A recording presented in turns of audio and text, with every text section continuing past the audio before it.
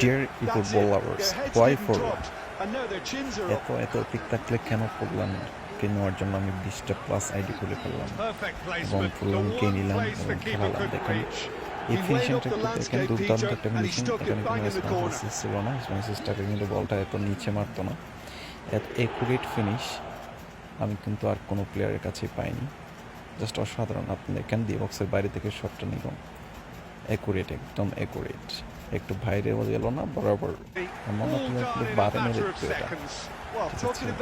So পোল্যান্ডকে নিয়ে আমি আসলে স্যাটিসফাইড। অনেকে তো অনেক প্লেয়ার নিল, যেমন ক্যানাভারকে নিল, অলিভার খানকে নিল, আমি কিন্তু পোল্যান্ডকে চুজ করলাম।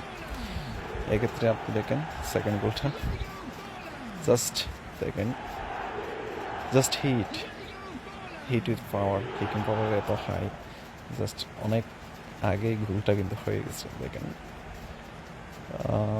শটটা নেওয়ার সময় আসলে ওর বডি পজিশনটা অসাধারণ লাগে, অসাধারণ, জাস্ট অসাধারণ।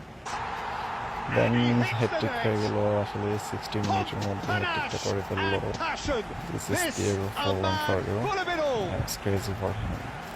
আসলে 20-25টা আইডি করে ফেললাম তার জন্য, এটা কষ্ট করে পাইলাম, কিন্তু এই ফিডব্যাকটা আসলে দারুণ হচ্ছে, সাধারণ সাধারণ।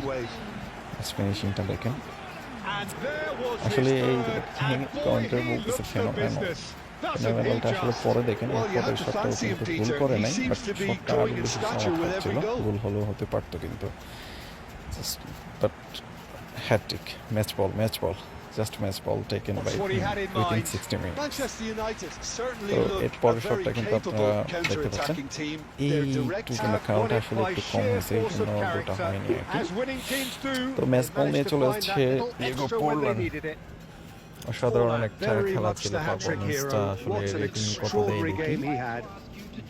দেখেন আমি 34% নিয়ে দুর্দান্ত ফিনিশিংয়ের জন্য আসলে ম্যাচটা জিতে গেলাম 8.5। আর আশেপাশে কিন্তু বাকিটা নেই, কোথাও নেই।